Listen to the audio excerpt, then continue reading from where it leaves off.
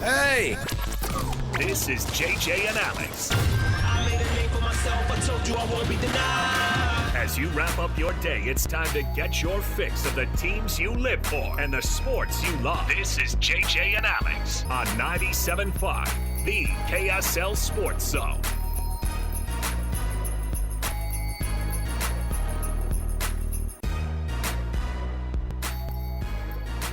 Welcome on in, everybody. It is JJ and Alex, 97.5, the KSL Sports Zone. Thanks for being with us on the program. Alex, Kirry, Jeremiah, Jensen.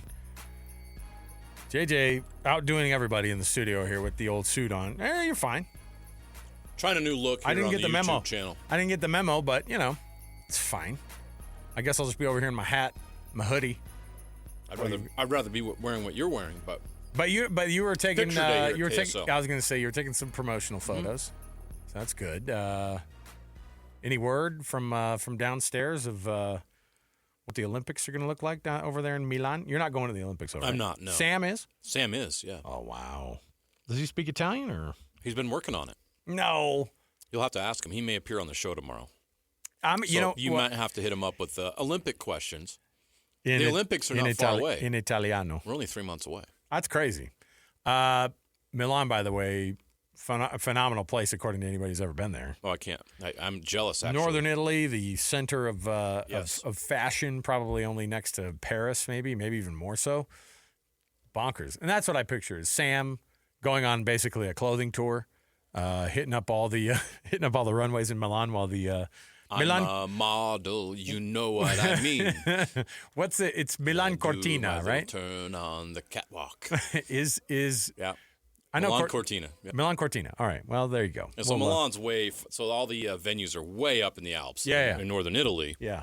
And but they're it's kind of like I don't know, saying the Olympics are in LA, but you have snowboarding up at like Bear Mountain or whatever that's called. Oh, but even then, I feel like that's even closer than probably some of these other ones would be. It'd be like saying, "Hey, the Winter Olympics are in Big Los Bear is what I was Angeles." thinking Yeah, of. Big Bear.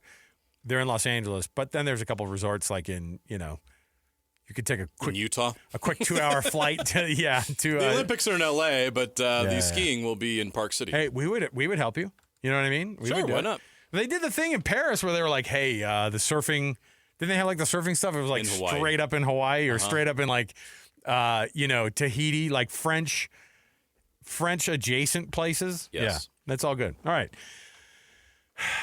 I'm trying to waste time on this because I just Is your blood boiling? don't know if I can bring myself to the next hour of sports radio for a minute. Listen, it's hard to watch this thing go down the way that it's going down.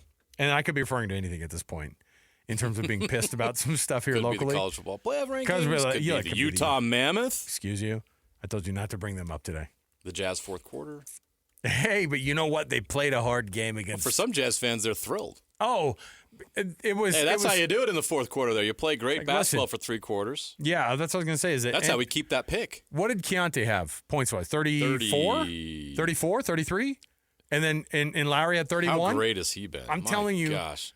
It is. Keontae's a revelation. And here's what's great. If you were wondering if there's a bona fide 1 and 2, you're seeing it being born out in front of you, right? 34 points in 35 minutes. So if Ace Bailey Wow. could turn into a superstar, just all you have to do is turn into a superstar overnight, Ace. Like you're already kind of partway there. The tools are there. What did Tim Lacombe say on our program yesterday? He is all-star caliber in terms of his raw talent right now. Correct. It's crazy. Yeah. And you watch him and you go, well, my goodness, why not have Keontae George be a guy who could make waves like that? Imagine Walker Kessler, Lowry Markkanen, Ace Bailey, This version whoever they get in the 2026 NBA draft, AJ Devonsa, and Keontae George. That's a good starting 5. And then you got Bryce Sensabaugh and Isaiah Collier, who's been great, coming off the bench. That's a good basketball team. I know AJ DeBonce. just gonna get Everybody better. wants AJ DeBonce. Everybody wants AJ DeBonce. I get it. But Cam Boozer, throw a Cam that'd be Boozer, pretty- throw that'd be Darren pretty Peterson cool. in. That'd be pretty cool to have a second Booze. You know what I mean? Stop Memo! it. Will you stop it with the negativity, Napolis? I don't need that right now. Napolis getting in our ear going, no. I mean, do we need to do an if the playoffs started today segment? Yes. In the, Yeah, if the seating happened today. What would Look, I'll do that. There's plenty of like online generated lotteries we could do as well. See if the Jazz win the lottery today. Why not? They're still above that line. Yeah. They're at 10 still. Oh, no. Oof. How about the Clippers stinking so far? That's shocking. And are the Pacers who were were they in the Eastern Conference Finals last year? Or they were in a Game 7 of the NBA Finals. Sorry. And they're 1-16. And 13. 1-13. Yeah, they've lost 8 straight. Hey, the Wizards have lost 11 straight. Gosh. They know how to tank. Yeah, we're not elite on the tanking stuff here in Salt Lake. We don't know how to do it. All right. Let's jump into the program, though. We do have some college football playoff rankings to nitpick and go back and forth on. Just the thing I wanted to do right off the bat here. Let's get it kicked off. It is the college football playoff rankings. It's the cut right here. Let's do it. It's time for the biggest story of the day. This is what made the cut with JJ and Alex on 97.5, the KSL Sports Zone. Trajan Wealth brings you this portion of the program. TRAJANwealth.com for all your trusted local needs in retirement. TrajanWealth.com. All right, let's talk a little bit about it. Let's talk about what this college football playoff ranking looks like compared to what we did yesterday. I have in front of me our yesterday guesses. I thought we did pretty darn good. And the depressing thoughts that we had of how some teams would be viewed weren't as bad as we thought that they were. And in some cases, we were exactly freaking right on what we thought the committee was going to do. So when it comes down to it, the CFP rankings, I don't know if you were shocked by anything at the very, very top. I don't think any of us would be. No. Were you shocked about anything up until about, I don't know, the 13, 14, 15 spot? We kind of knew what everything was going to be. The only thing that shocked me, and you can go back and check what I thought would happen yesterday, I was shocked that Miami jumped ahead of Vanderbilt. I did too. The only thing I was surprised by, I didn't think Vanderbilt would I thought Vanderbilt would just move up naturally. They didn't do anything wrong during the week. Interesting that they vaulted Miami ahead of them. Based on what exactly, I don't know. Miami moving up 2 spots was odd. And you have to pay attention to that because there's some funny things going on in the teens. USC moving up 2 spots is a funny thing going on in the teens. Yeah. Because they got a game coming up against Oregon. It's significant. And if USC ends up 10-2 with a win over Oregon, they could leap ahead of BYU and Utah and get that third bid for the Big 12. And they won't Big 10. And they won't be in the conference championship game, which actually works out for them. If you're already a 2-loss team, kind of the same thing Utah's staring at right now is Utah would actually be helped by not being in that game at this point because they're already in that position in case one of these teams loses. Now, if one of these teams don't lose, it's not going to matter anyway. Okay, they need help. 1, 2, 3, 4, exactly as we expected and predicted. Ohio State 1, Indiana 2, Texas A&M 3, Georgia 4. Then we start to get into the rest of it. Texas Tech 5. Well, let me see here. Hold on. My computer went away. Yeah. Ole Miss 6. Ole Miss 6. Oregon 7. Oklahoma 8. Notre Dame 9. And Alabama 10, which is funny because you and I we were like, it's going to be that. And we weren't even really necessarily questioning whether or not it should be or not. We were just like, oh, yeah, it'll be Notre Dame 9 and Alabama 10. And part of the reason we thought that was, and a lot of people are like, yeah, but Alabama's 2 losses they're kind of on the same sort of plane, I guess, as Notre Dame's could be. But Alabama's resume is pimped so much when they talk about how great they are because of that 4 weeks in a row that they won against top 25 teams, which is funny because the committee loves to keep bringing up those 4 weeks in a row of playing really, really great. And then they kind of just gloss over the fact that you just lost at home. And I get it. It launched Oklahoma into a place that I don't think they even thought they were going to be at this point of the year, right? Alabama sits there at a place that would absolutely still be a place for them to get to if they keep winning. And they're not going to go to the SEC championship game, by the way. I don't think they will. They're going to keep winning, and something's going to happen to where Alabama is going to still be that 10 seed in the conference or in the college football playoff. So right now, the 2 odd teams out, the first teams out, are BYU and Utah, which is like a weird thing to look at, right? The graphic gets put up there, and both Utah and BYU fans who couldn't be further away from one another when it comes to – they're both looking at each other, and it's like, they're looking at that old James Franco meme where they're like, first time, huh? Like we're both here hanging about to die, and you're getting disrespected. Is this your first time being disrespected at this, this high in the rankings this late in the year? The good news is there's still a lot left. There's still a lot of football left to be played. There's going to be some drama that plays out that we're not going to be able to necessarily predict. I think Texas going to 17, which we had them at 16, which I don't know, it wasn't that big of a drop compared to what we thought it was going to be. But Texas being at 17, I think, is not insignificant. I think it eliminates Texas totally. Even the third lost Texas, even if they were to beat Texas A&M, I think it actually eliminates them being at 17 right now. Now, I could be wrong. The rest of their schedule isn't really something to write home about, and they could definitely lose at home against Texas A&M, and that would be an embarrassing year for them, or 4 losses, and they were the number 1 team in the country starting off the year. But I can't see them vaulting 7 spots if they win over Texas A&M, and over the next 2 weeks. Which is what would have to happen in order for Texas to get in the college football playoff. The top 10 teams essentially are going to get in, barring some kind of crazy Big 12 championship game upset or something like that, something we can't see. The top 10 teams on the college football playoff rankings will get in along with the ACC champion and the group of 5 champions. So the thing about Miami that's interesting is to me, they could have just kept him at 15 or 14 or 13. It doesn't matter because it's a moot point because they're going to end up being probably the highest they're going to be the conference champion there, and they're just going to get a 4th highest ranked conference champion nod, and they'll get in. The reality is the ACC's garbage right now, and they're going to get a team in, and that's because they're going to have a conference championship that's going to determine that. And right now, everybody needs, and when I say everybody, the College Football Playoff Committee that is loving on Notre Dame so much, and like I said, if you don't think that this is them just putting together a reality TV show with the best possibility of ratings to go through the roof, that's exactly what they're doing. Brands and blue bloods is what they're looking for. So it's Miami, a beauty pageant. It's not even about Miami necessarily. Like, they'll get into the college football playoff if they win their conference championship. And it doesn't matter if they're at 16, 18. But here's the problem for Miami. How are they getting in that game? In the conference championship game? Yes. So if they win out, what happens? Do they need to have UVA? They have 2 conference losses. They need help. Okay. They play Virginia Tech and Pitt. So Pitt is one of those 1-loss teams. But Georgia Tech has 1 loss, Virginia has 1 loss, and SMU has 1 loss. Georgia Tech only has 1 conference game remaining against Pitt. Their finale is against Georgia, a non-conference game. If Georgia Tech wins this weekend, they're one of the teams in. Interesting. Virginia, they have 1 loss. Do you know how else they have left? A bad Virginia Tech team.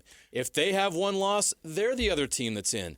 And there's nothing Miami can do about it. You're right. And Miami. SMU also has 1 loss. So what they finished with Louisville and Cal on the road, so they have a tougher road to get to that championship game. But you're looking basically, the percentages tell you that Georgia Tech and Virginia are the most likely teams to be in that game. Miami would not even get a chance to play for that championship.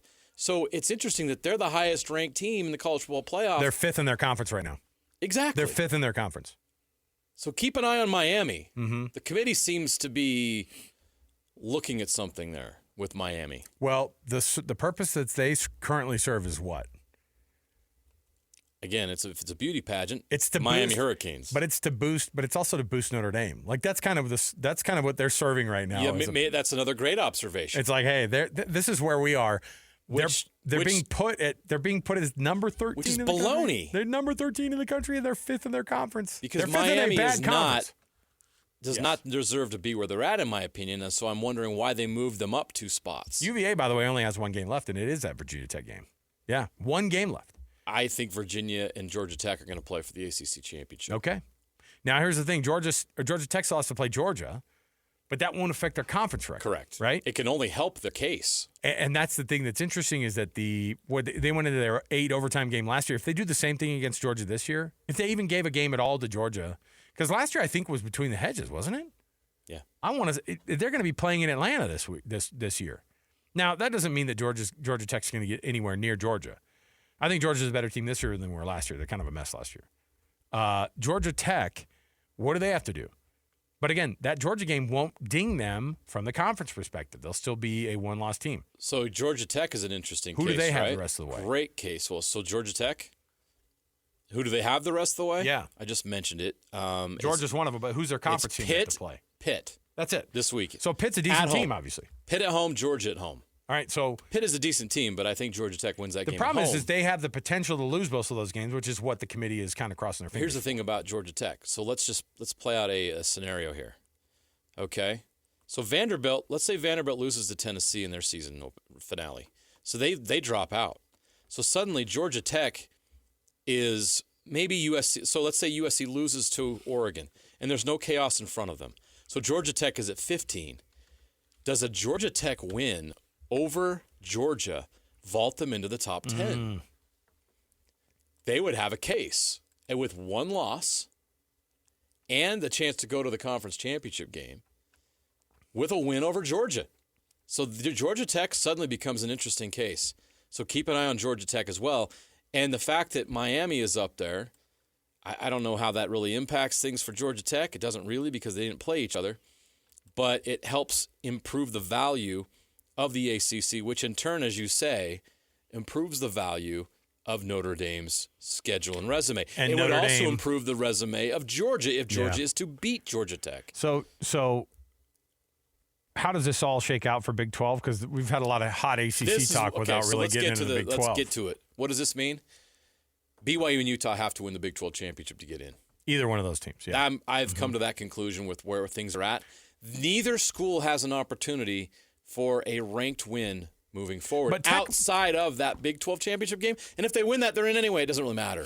Mitch Harper, we were talking about this today because we're doing our 1st and 12 show tonight on KSL's radio, and he goes, look, how about the conference just goes full conference on it and goes, hey, Texas Tech,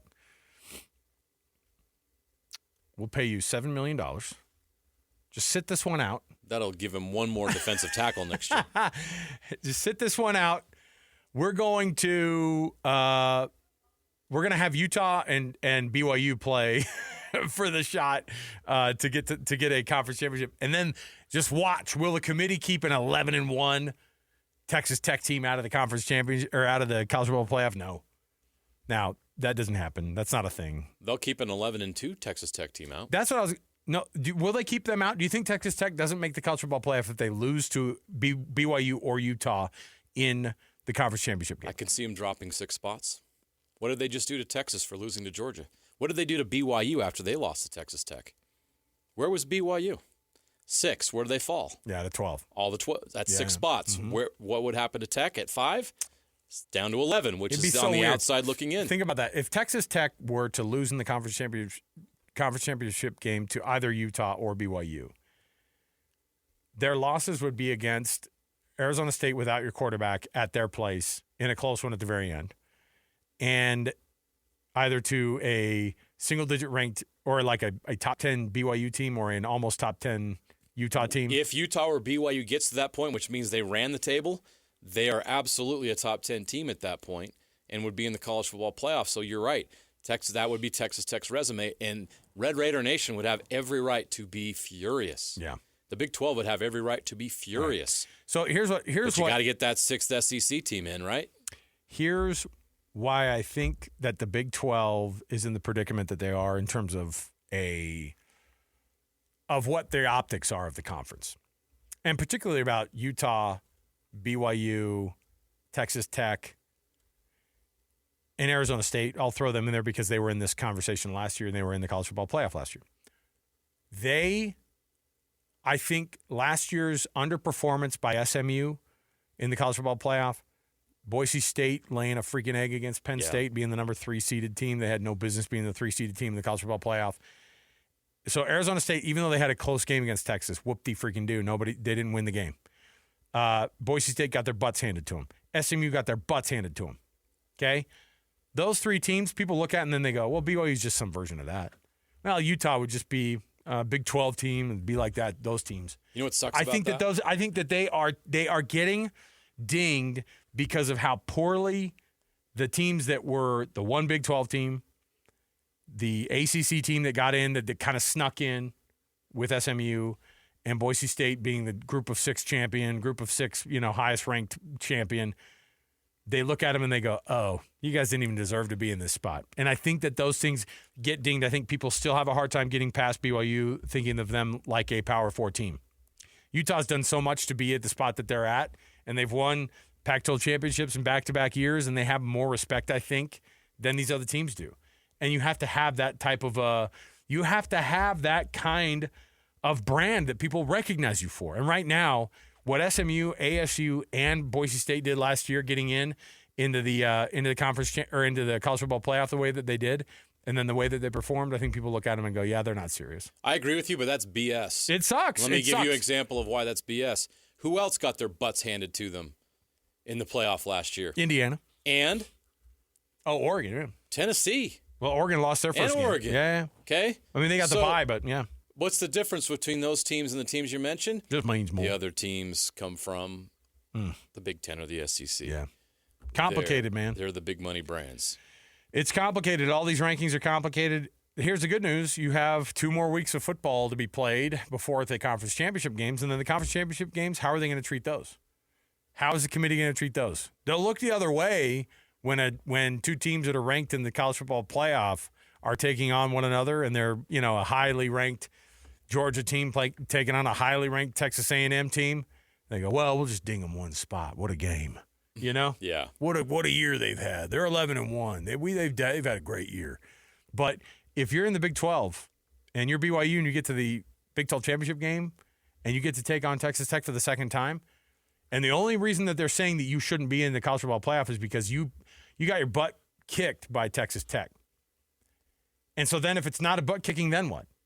And if your 2 losses are to a number 3 or number 4 ranked You're Texas out. Tech team, it's crazy. They've made that clear right now. BYU at 9-1 is on the outside looking in. The second loss eliminates Take them way out. Doesn't matter how close it was. It doesn't matter how incredible the game is. They would be out. And that's how they want this to go. And, if we're playing devil's advocate, I can poke holes in BYU and Utah's resume. Where's Utah's top 25 win? What's BYU's metrics, So they're praying for so right now, if you are Utah, you want ASU to keep winning, which would be it's kind of a hard thing to do. For 2 reasons.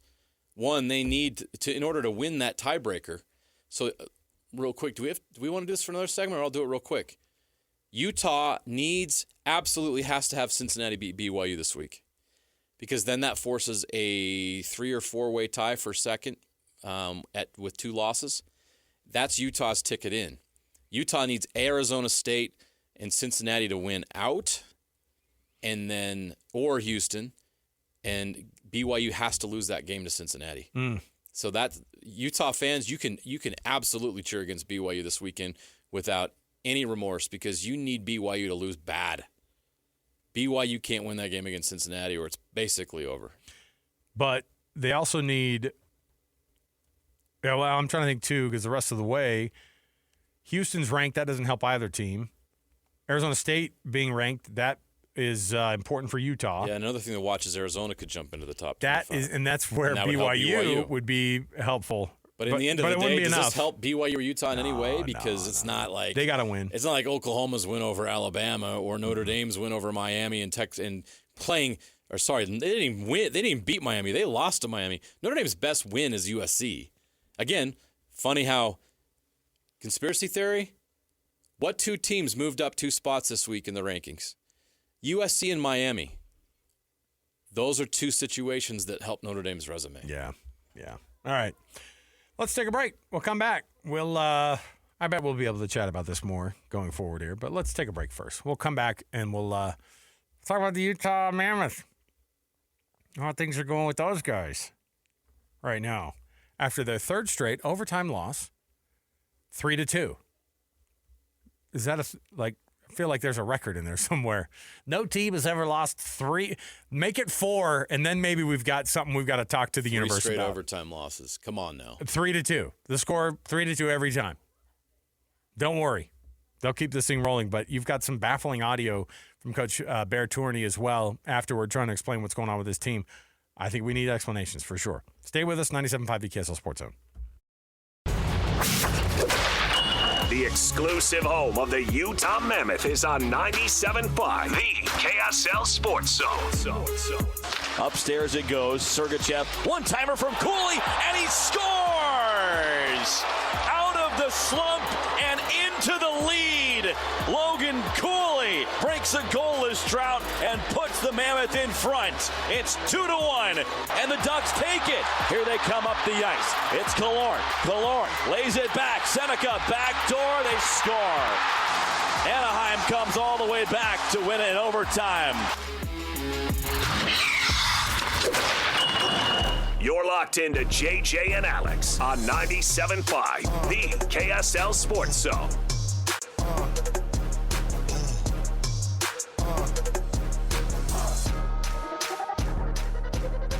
Welcome back.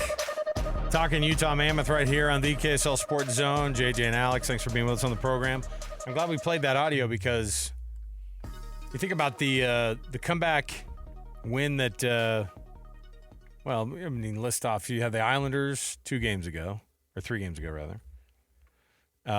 And then you have a team fight its way all the way back down there at Anaheim, or well, I'm getting everybody mixed up. No, it was Anaheim. Yeah, obviously, coming right back and coming all the way back, going to overtime, getting the win against the team. Last night, Utah flipped the script on everybody, man. They were down 2-0. Let's make it more difficult. They brought it all the way back again. They were lifeless for 2 periods. Like right out of the gate, boom! Yeah. Celebrini, boom, boom. Yeah. A breakaway, bad hockey. Bad hockey. Okay, so I was having a hard time last night because it was just like the team ended up, and then they get it together for the second period to keep it scoreless, but opportunities were waning for them. I mean, they just didn't have very many shots on goal. And then J.J. Peterka plays the part of hero a little bit in regulation and gets those 2 goals in the third period and looked phenomenal. Like, those are the 2 things where you go. And it did make me wonder, though, why he's on that third line. And that was a question I asked one of my friends last night. I go, why on earth is he staying on the third line? Why do they do this? And I was like, yeah, he's too good to be with that group. And I get the idea of, hey, let's have some goal scoring like on every line. But you got to have a matchup. You got to have people who match up with one another. And it feels like J.J. Peterka's on the wrong line, right? I mean, it just feels like, and again, scoring twice last night, maybe that proves me wrong, except for the fact that J.J. Peterka and the guys who are on these first and second lines, J.J. Peterka right now is playing some great hockey. Did a phenomenal job last night. They get to 2-2, and they get into overtime, and another bad mistake, this time too many men on the ice, which is just not something that needs to happen at this level ever. That's why it's an easy call, too. Like, they made the call, and it was like, dude, what? Yeah, it's one of those, what are you doing? It's like a football team not getting a play in time in a crucial moment. Calling a timeout, drill. Calling a timeout, coming out of the timeout, and having a delay of game. Yes, it is. It's the equivalent of that. Like, it is what bad. are you doing? And then you got a penalty, and that's it. It's already 3-on-3 hockey, and then you're gonna give them another guy.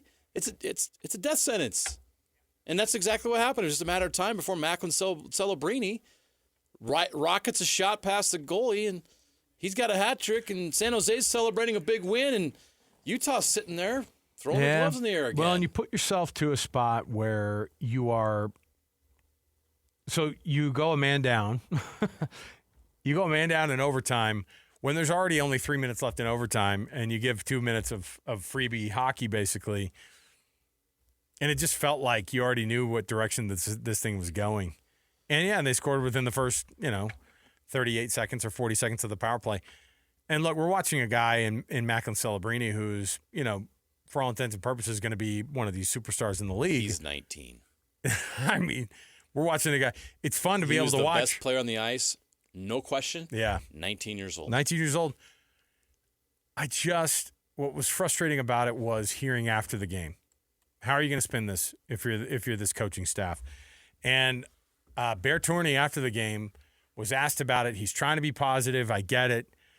But this was not, I think, the answer that people wanted to hear. Here's what he said after the game about this result. Yeah, I think it's 5 points in the last 4 games, but we're undefeated in regulation in the last 4. Let's put it that way. Let's put it in the positive. But no, we need to find a way. Like I said, I think that will be like that. We need to get used to it. It will be a one-shot game. The league is really good. Everybody's really tight. So let's find a way to get a little bit better, just 5% better. It's the type of explanation, JJ, that you give your T-ball team to sort of give them a semblance of hope. I'm not trying to be mean. Oh, it's total spin. It is very weird to say we're undefeated in regulation in the last 4 games. Ask the teams who lost in overtime in college football this year if they're undefeated in regulation. Is Arizona undefeated against BYU this year in regulation? You see you see how weird it sounds? Yeah, to say silly. we're undefeated in regulation is a very, very strange thing to say. It doesn't make any sense. It doesn't bring any solace to your team. They go, what does that even mean? Like, I get it. You get a point for going to overtime. You get a point to go in overtime. And if they had won the previous 2 games in overtime that they should have won, or won them in regulation, and then if they were to force that overtime the way that they did with the heroics of J.J. Peterka, and then still lose in overtime, but they had won the previous 2 games that they should have won, you would have gone, you know what, though? Great fight on the road, and to be able to get it back and to get to overtime and to get that point is great. But no one is going to believe that you say, hey, we're actually undefeated in regulation the past 4 games. That's a very strange spin. I don't think it's good for the team to be able to think that way, and it's a bit of a struggle. It's annoying to hear if you're a fan. It's annoying to hear somebody say, hey, we're undefeated in regulation. There's no sport where that is a thing. There is no sport where that's a thing. Hockey gives you an overtime lost point, right? You can have a draw in soccer at the end of regulation. And you can do this whole they're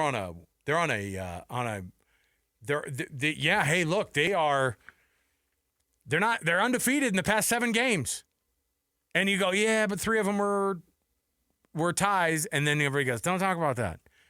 In hockey, there's no such thing as being undefeated in regulation. That's not a thing. And so to explain it like this is hard to hear.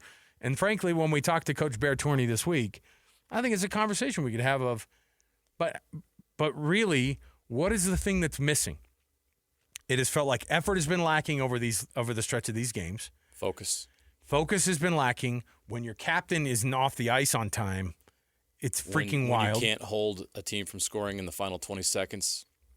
When you're in the wrong positions in that circumstance, when there was a timeout. It feels like every game. And it doesn't help that the score has been the exact same score in overtime, all losses in games. 3-2 losses, yes. And in games that you could have won, and at some point you looked at 2 it and of those went, 3 games, you blew leads. Okay. So here's another troubling thing. The frustration is through the dadgum roof. Okay. Another negative thing. Sorry. We got to talk about this. This team's offense isn't good right now. In 7 of their last 10 games, they failed to score more than 2 goals. 7 of their last 10. And in the 3, 2 of those 3 were just 3 goals. They scored 3 goals in Toronto. They scored 3 goals in Edmonton. They scored 5 against the Sabres at home. But remember, that was a big flurry that they were losing that game. Yeah. So ever since they won and finished that win streak against the Winnipeg Jets, this team has been struggling offensively. And I don't understand it. Even in a win over the Sabres, they only had 2 goals. Yeah. It doesn't help, and we talked about this with Cole yesterday, it just doesn't help when the team signs the most lucrative deal in the history of the club for a guy, and then he's absent. And Cooley has been not so good. And Gunther has been hopefully turning a little bit of a corner. Keller has been kind of not present at all. And as the captain of the team, I think the one guy you see kind of busting their butt out there is Sergachev, and even he has made a couple of mistakes here and there. But again, it's the effort you're seeing is from guys like Kyler Yamamoto. Isn't that funny? Somebody, I think in the TV broadcast, was like, that might be your best forward right now if you're Utah. And I was like, yikes. That's not what you want to hear. Based on effort, yes. Bull. But he should not be outplaying. That's what I'm saying. That's not where you need to be. Your top-line highest scored players. Those guys have got to wake up and snap out of this.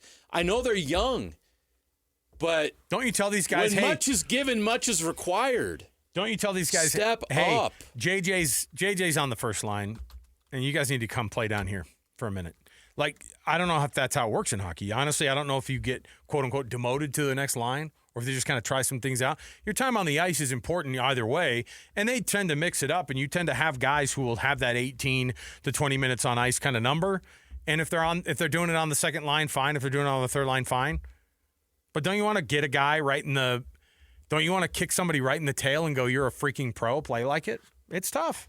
It's tough to watch because I think that we're looking at this thing and going, all right, let's see something out of this team. So now what are you going to do? And I said this the other day, it's hard to watch other teams building chemistry, watching their superstars get good on the backs of your guys struggling, right? A 19-year-old Celebrini, awesome. He's the future of hockey, right? He's doing what number 1 overall picks do, right? You at least hope. And to be doing it on the backs of a Utah team that is struggling right now is hard to watch after an 8-2 start to the season. All right. And they still have 9 of their next 16 on the road. Yeah, that's tough. They're 25th in the league on the road in record, and then they're like 4th in the league. They've got to get through mid-December. Come on, with their head above water here, or this season's gonna get lost. All right. Well, maybe Bear won't even take our call tomorrow at this point. Hey, could you go ahead and secure that? Make sure we have the time down for that one tomorrow. All right, we have to ask the questions. That's why we're here, right? All right, we'll take a break. We'll come back. More to go on the program. When we return, we got ourselves a Would You Rather, and then we'll get you to the 4 o'clock hour. We got more college football to talk about, and Bill Bender's going to join us. Love having Bill on. He's going to give us some ideas on what the rest of the college football playoff is set up to be based off of how things are being ranked as they are. Stay with us, 97.5 VKSL Sports Zone. Listen, everybody. Real-life hypotheticals to get your brain churning.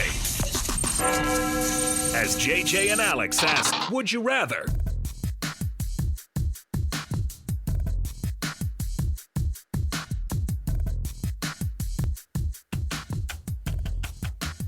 All right, everybody, welcome back. JJ and Alex, 97.5 VKSL Sports Zone. Thanks for being with us on the program, everybody. Thanks for participating in the show. Thanks for looking in on us on the YouTube channel as well, KSL Sports on the web. JJ's wearing a suit, and I'm not. There you go.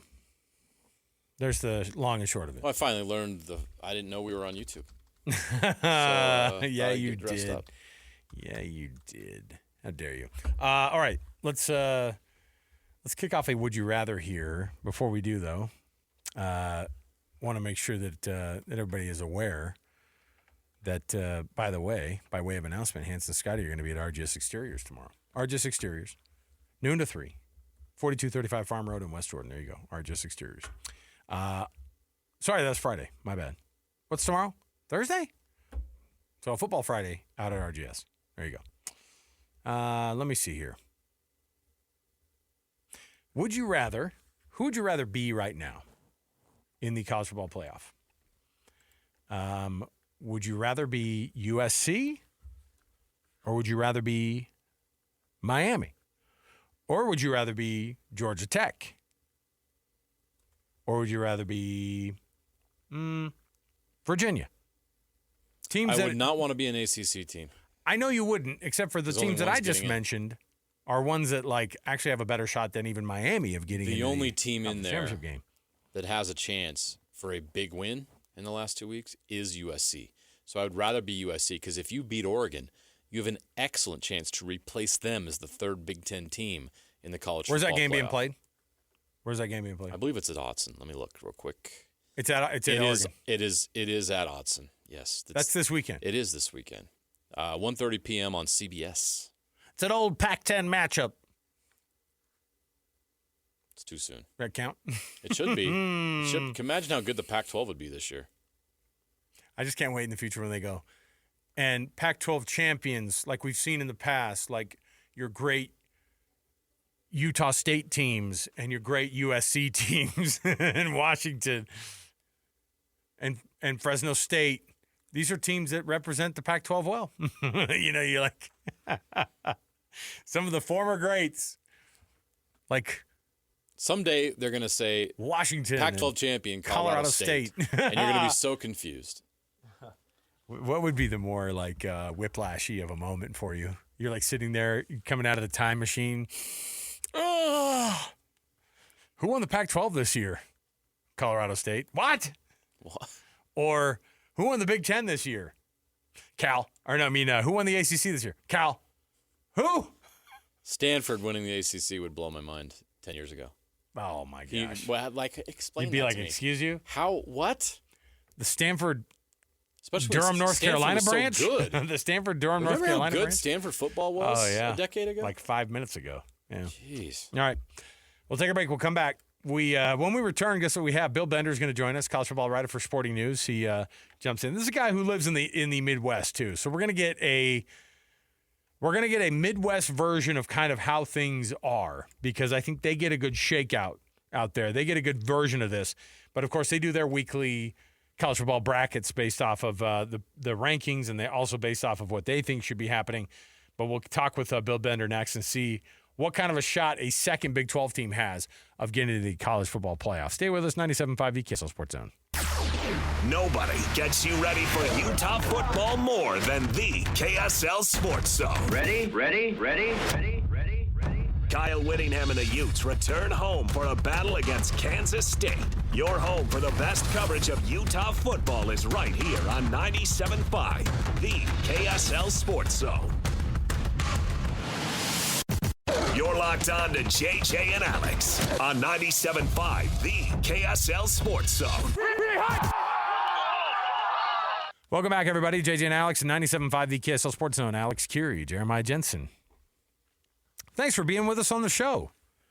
It is a Wednesday. Oh, that means it's a Win Ticket Wednesday, right? We got stuff to give away later? Perfect. Can't wait. That'll raise It your is spirit. Wednesday. Do we have tickets to win? Yeah. Oh, yeah. Come on. There's stuff to give away. Don't worry about it. Great tune. We didn't even get to the real hook. It's fine. All right, here we go.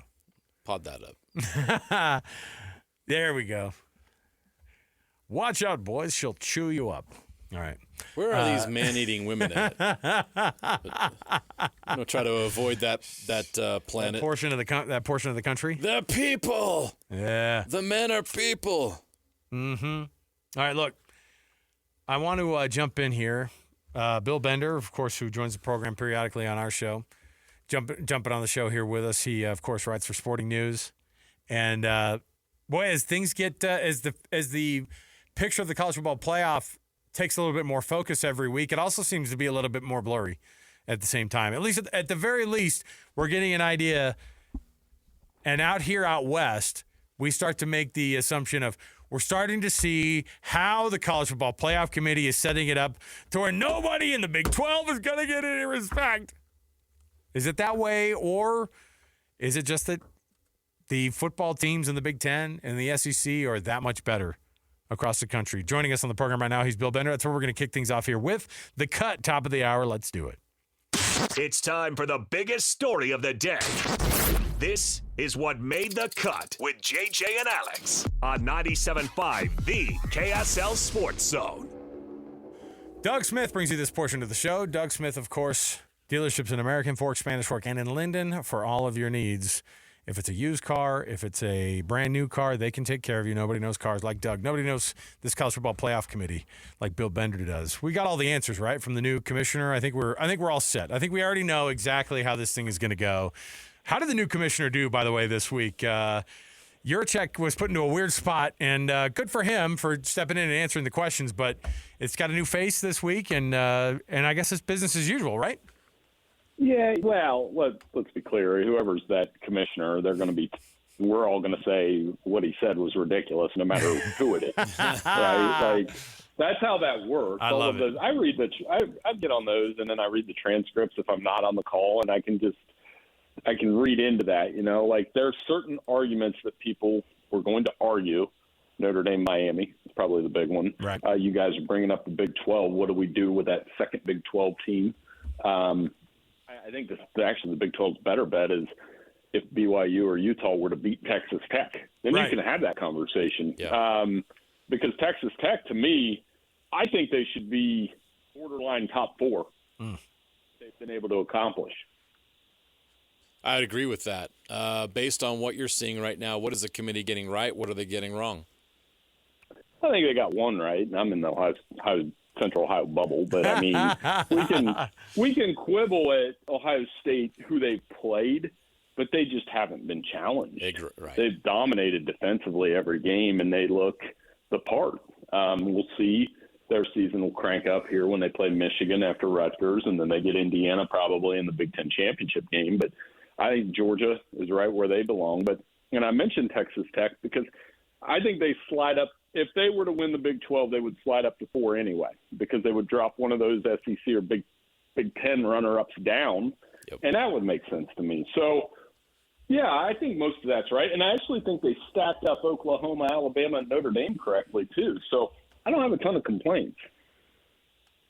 If you look at kind of the way things shook out this week, and I think the biggest ones, like you said, people were looking at, JJ and I, every Monday we go through and we kind of make or every Tuesday we go through and do our guesses before the actual playoff rankings come out.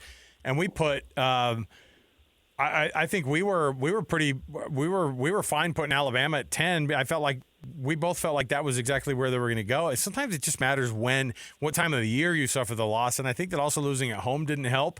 And yet at the same time, Alabama seems like a team that would find its way back into the college football playoff again. And if they're not in the SEC championship game, which it looks like they're not going to be, that almost helps them too because they just keep winning and keep going along and let other people kind of lose in front of them. I think being in the 10th spot is probably okay for them. Yeah, and that's one of the flaws of this whole thing is that it's probably more advantageous for them not to go to the SEC championship game, and just go 10-2 and, hey, we're in the clubhouse. Kind of like Georgia right now in the SEC race. It's better to be 7-1 and in there, and you can sit back and watch Texas and Texas A&M, and you can watch the Egg Bowl and all the Lane Kiffin drama. But they're playing Charlotte and Georgia Tech, so they're in good shape as well. That's part of it. And then, like I said, the only other thing I would say that maybe I missed earlier, I would have put James Madison in the top 25. I'm okay with that, but I understand that those American Conference teams have kind of switched rules every week. I think it's the 4th different American Conference championship we've had this season. It's kind of wild to watch which of the G6 teams are going to get love week to week, and somebody's going to find their way in. So that's part of it. I did see somebody make an argument that said, "Why are we inviting those guys to this party anyway? Is there an argument to just not have a G6 team who's not even close to the top 15 or top 12 rankings to even be a part of this?" I'm worried about that long term. I'm not worried about it. I mean, I think it could become a thing long term. I mean, last year was different. You had Boise State had the Heisman runner-up, right, an incredible running back, and they were in a close game in the fourth quarter. I think on any given year, I saw a projected line if Texas Tech were to play James Madison, for example, it would be a 24-point spread. Oof, wow. What's that spread going to be if they play Tulane? Probably similar, although Tulane has at least played some teams tough in the Power Four and beaten a couple of those teams. So, I'm not the biggest fan of that personally, but I'm also a grad of a MAC school, and the dream would be if you said Ohio University was in the first round of the playoff and was a 31-point underdog against Georgia or Tennessee, I would say I'm in anyway because my school's in the playoff, and I think that's part of it. Looking at the rankings, and you look at the 2-loss teams, because it's going to be interesting to see which of those teams stay at 2 losses or drop or whatever. There could be some chaos, but also unlikely based on opponents. But you look at Notre Dame, and they're the second highest ranked 2-loss team. Oklahoma leaped them, and for good reason. I think everybody understands that. But do you think Notre Dame has the best case among those 2-loss teams? Do they deserve to be in that position, especially ahead of Alabama, ahead of a Miami team that they lost to head-to-head? Well, I think Notre Dame is fine where they're at. And, it's some of it. I hate the term eye test, and I hate to use it on your show, but, man, they look good. They've looked good since those 2 losses. They've played really well. They're running the ball effectively. The defense is good. I do think why the argument with Miami is going to get so heated is the Hurricanes won. They beat them. and the Hurricanes aren't going to have this like obvious path to the ACC championship game. Yeah. I don't think they can get in unless they need some. They're the one that needs the chaos to happen. Because if Miami were able to get to the ACC championship game, I think they could take the debate off the table. But I mean, the head-to-head has to matter. And I mean, Miami's losses aren't terrible. They lost to a Louisville team where they played really bad. They lost to SMU because of the turnover. I would argue Notre Dame's losses are better.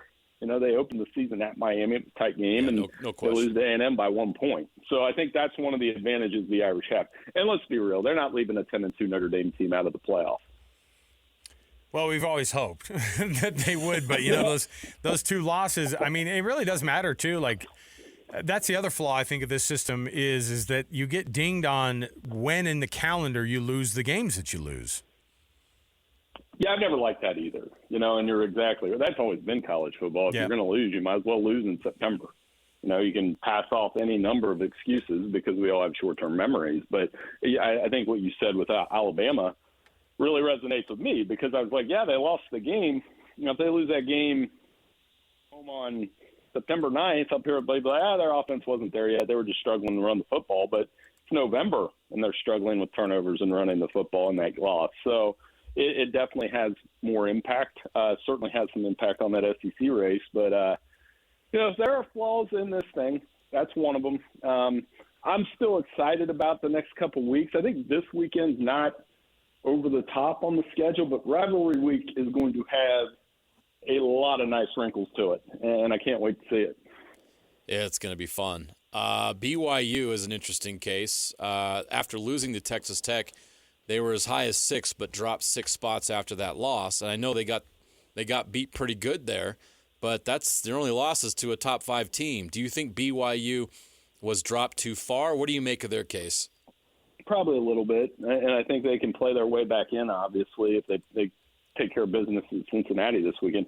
As somebody in the Eastern time zone, I did not appreciate Sonny Dykes calling timeouts and running the football at 2:30 my time.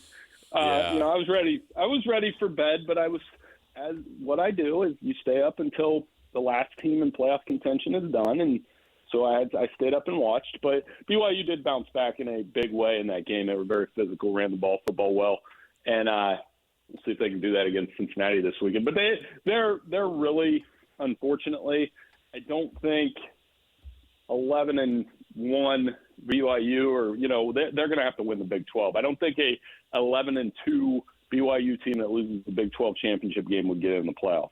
And that's unfortunate because they're a tough team. Yeah, and everybody says, that was such a bad loss against Texas Tech. Was there some version of like them going to overtime or making it a one-score game where people look and they go, no, that's a way better team on a neutral surface? Well, yeah, and then you know you look at Utah and their case, which is they're crushing people right now. They're putting up a ton of points. Their offense has been amazing the last 3 weeks, and you know I know they're blocked off on some level because of those head-to-head losses. But if they got a little bit of chaos and got in, a little bit more interesting team to me because I wonder what a Utah-Texas Tech rematch would look like. I know what the score was the first time, but I watched that game all the way through, and it was a game in the first half, and then a couple things happened there in the second half. Utah had some turnovers and mistakes. Backup quarterback stepped in for Texas Tech and had a great fourth quarter, and then it was kind of route was on. But you guys watched that game too. It was tight into the second half. It's not like it was it's kind of like how people were saying Georgia blew out Texas. They did, but it was in the fourth quarter. Yeah. I don't know if you had a chance to dive into this too much, but as you look ahead, and as we wonder, is there a team in the top 10, top 15 that can fall back, that can slip up? Is there teams in the back that can jump up? Where does the chaos come from, do you think? What chaos can you foresee coming up here in the last 2 weeks? Well, if USC beats Oregon, that's one. I mean, that would the Trojans could make a run here. They could get to 10-2 and be that fourth Big Ten team, and they could argue, hey, we lost to Illinois by 1, and we lost to Notre Dame on the road in the wet, rain, gross weather, and you know that was a game into the fourth quarter. I think they're one team to watch, and then vice versa, Oregon. You know, what if they lose to USC and lose to Washington? Not out of the question. But right. I do think the Ducks have played well enough last week in particular that that won't happen to them, but they're one team to watch. And I know, again, in the Central Ohio bubble, I had this big, long discussion today, and I said, Michigan beat Ohio State last year, and Michigan was much worse than they are this year. And it's in Ann Arbor, and you never know with the weather. Not impossible. And if the Wolverines were able to win that game, as bad as they looked against Northwestern last week, they would have to be considered for a playoff berth as well. Yeah. And then Oklahoma has to play LSU and Missouri. I don't think those are layups. No, they're not. That's another team. Is there a way that that this whole thing, what's just an absolute chaos scenario for this whole thing to go down? Because I'm all for that. I always you said when you said, hey, that final week of rivalry week will have a couple wrinkles in there. I want the wrinkles. I want the chaos. So what's kind of a chaos scenario that could happen? Well, I mean, the biggest one is Duke's 5-5 and can still get to Charlotte. If some upsets happen. I triple checked it. There's that site that has all the scenario generators you can do. And I'm like, there's no way. But because they only have the 2 conference losses, if they get a 6-2 conference pileup, I mean, I don't think the ACC wants that to happen, but it could. And that would be the most shocking thing that can happen. The most shocking thing that will happen, I mean, I don't really see it anywhere other than, what happens with the ACC, who's that champion going to be. I do think Virginia has a decent chance to win that conference, and then people are going to look on conference championship weekend and be like, why is that NC State game not an ACC loss? And they played them in a non-conference game because of the way they scheduled. That's happened in the Big 12 too. I watched, wasn't it Arizona, Kansas? Last year. Kansas State last year, yeah. Mm-hmm. Yeah, there was this year. They finally kind of got back to hey, we're playing real games. There's no not a conference game this year. But then there's also the idea too. I was talking about this with somebody because the Alamo Bowl could feature BYU and Utah because of Utah's Pac-12, ability that they have to face one another. And here locally, that would just send both fan bases into a massive no, but ESPN will go, yes, absolutely. Right. So I don't know. There's a lot of chaos that can happen, but it's also one of those things too where, we've also had this discussion here locally that Brett Yormark of the Big 12 is not putting that Utah BYU game on the last game of the season where it's kind of historically been when they've been in the same conference. And this is the kind of year where you go, oh my goodness, that would be so much fun to have this game last game of the year. Oh, yeah. The same conversations go on up here about Ohio State and Michigan, and I think that will come to a head the first time that they actually do have to play each other in a Big Ten championship game, because I just don't know. And you guys are close to it there, obviously. Can you foresee having those emotions for 2 straight weeks with those 2 programs? I've watched enough Utah BYU games that I can feel it through the television. Oh yeah. I don't know if you guys could handle it either. So it might be a bit much. I actually like that they – yeah, I think it would be fun to see them play in a conference championship game, and that's why I don't mind that they have that game where they are. With Ohio State and Michigan, as crazy as it sounds, in this 18-team league, I think it's going to be tough for that to happen. But the first time it does, just knowing those fan bases, they'll go through the very same thing you're talking about. Man. It's suddenly the best, biggest, and most important game in history also gets to oh man, we're burned out on that, man. I can't feel those Fox feelings again.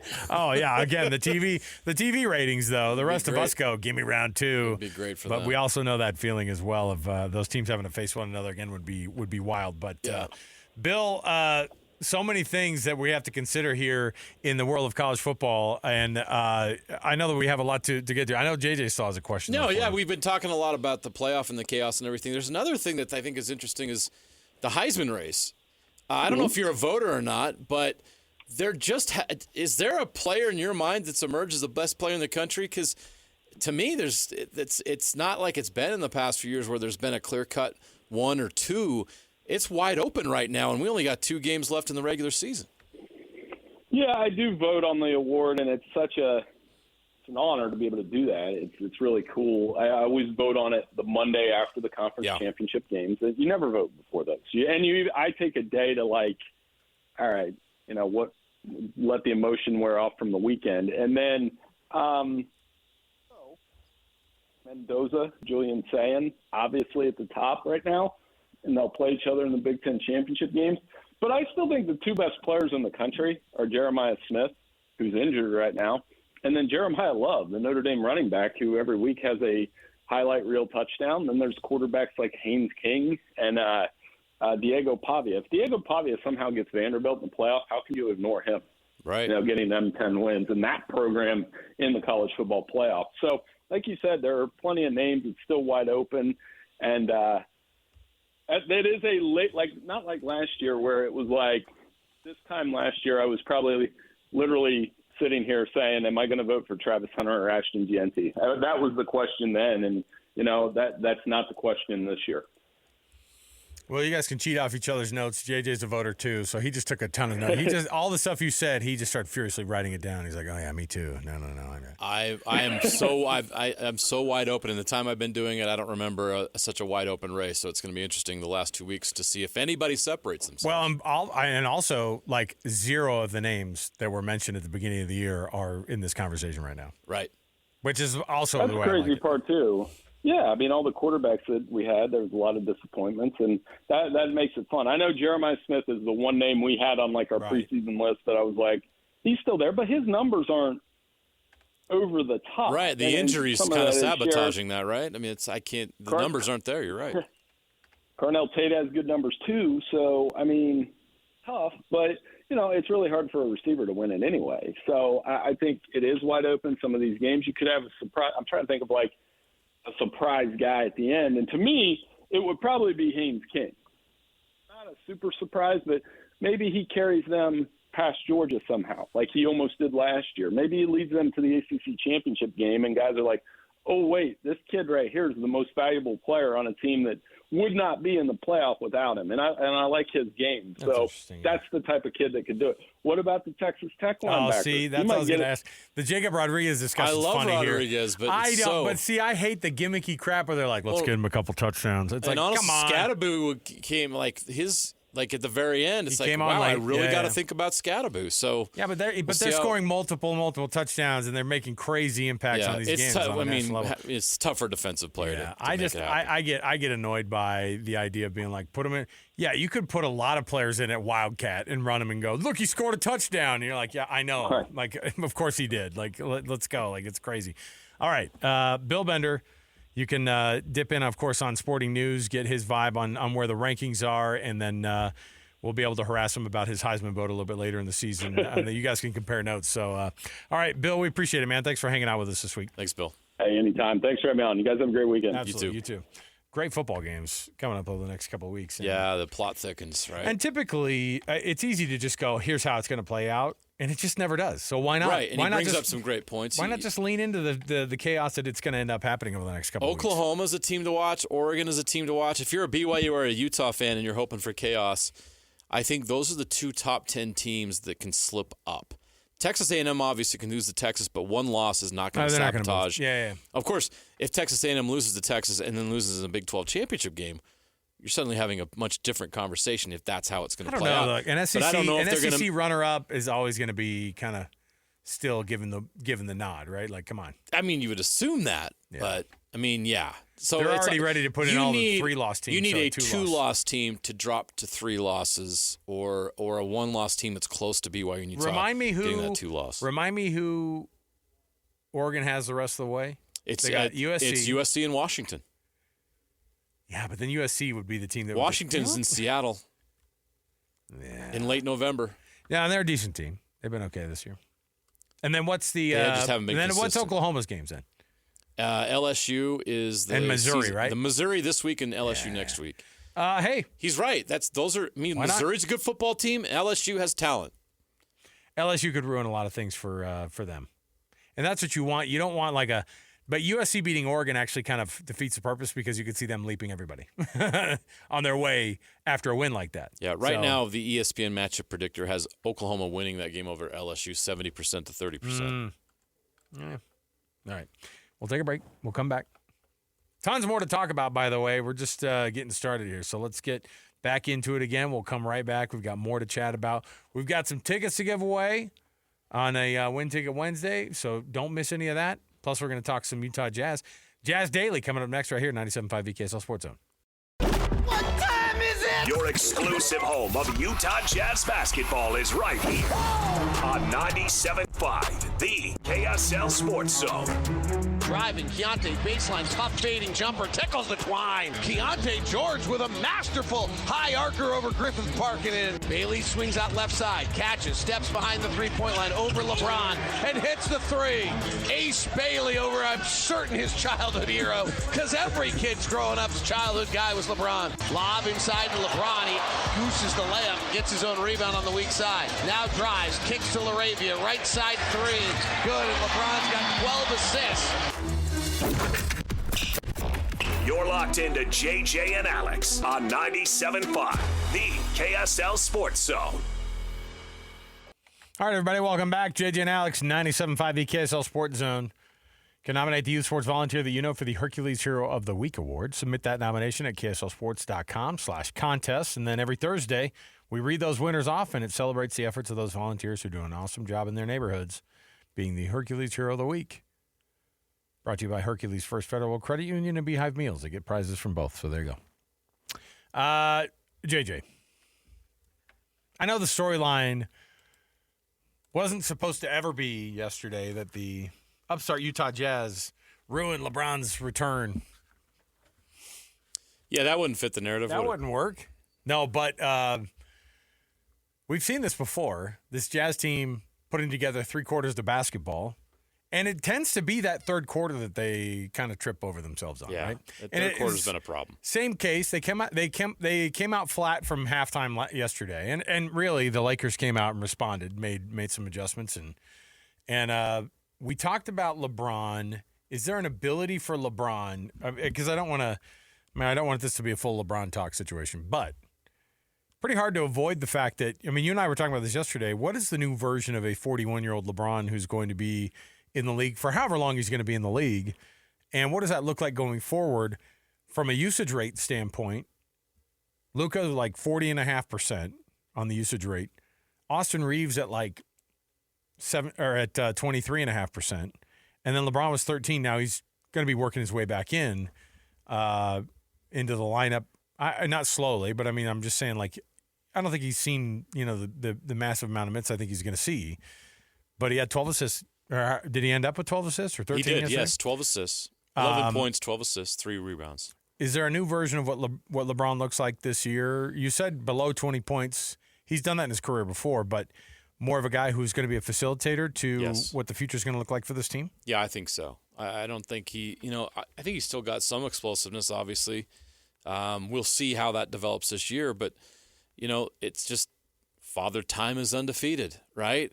And as spectacular as Tom Brady was, to be able to make it to 45, his last couple of years, you saw it was just not the same as it was in his prime, and that's okay. It's to be expected. It's insane that LeBron James has reached season 23 in the NBA. It's never happened. Do you know whose record he broke? Can you guess? Who would you guess he broke for the longest amount of seasons in the NBA? Oh, do I want to go older or younger? Give me a decade. Pretty recent. Karl Malone. Even more recent than that. Oh. I'm trying to think of old people. Gosh. One of the greatest dunkers that the game's ever seen. Oh, Vince Carter. Correct. Huh. Vince Carter played 22 seasons in the NBA. That's right. Remember at the end, he was bouncing around and people were like, how does he keep getting contracts? So even that version of Vince Carter was mind-blowingly crazy that he was still in the league. Right. LeBron's past that. LeBron's at year 23, and he's still playing near all-star level. But he's obviously not going to be the number one option on this Lakers team. We know who that is. That's Luka Doncic. I don't even think he's the number 2 option offensively. I think Austin Reeves has really stepped up. 26 points last night. Reeves already has a 50-point game this season, correct? So LeBron is going to be playing more of a facilitator role, and I don't think you're going to see him be as dynamic athletically as he's been in the past, which is obviously is going to make it so he's going to be less aggressive going to the rim, which is going to reduce the amount of trips he makes to the free throw line. Going to the free throw line is big. Luka Doncic shot 16 free throws last night. Austin Reeves shot 12. You wonder how guys get to 37 and 26 points in a game? You got to get to the free throw line. You know who else has figured that out? Keontae George. If you want to score at that high of a clip, you got to get to the free throw line. And the problem is last night the Jazz didn't. As a team, they were 17 of 18 from the free throw line. So Doncic and Reeves themselves got to the free throw line as many times as the entire Utah Jazz team. The Lakers took 40 free throws last night. And this is not the referees, blah, blah, blah. No, that's an aggressiveness getting to the rim. You need to be more aggressive. If the other team is getting to the free throw line more than you, don't whine and cry at the referees. Get to the rim. Be more aggressive. And you're going to get rewarded for that. And you got to be tough to do that. And usually that's young people, young players in the league that are going to do that more often. And LeBron's not going to do that as much anymore. He shot 4 free throws last night. So naturally you're going to see the amount of points come down. But how LeBron James plays, what role he plays is obviously going to change in year 23. But there's going to be some nights where he turns on old LeBron James, I guarantee it. It just wasn't last night. This Utah Jazz team, of course, comes out, and despite the fact that they give up 140, defense isn't a problem this year. Walker Kessler's not playing. And JJ, come on. The Jazz are going to have to shoot insanely good in order to win games. Look, 140 is the new 117. 29% from three last night for the Jazz. 13 of 45.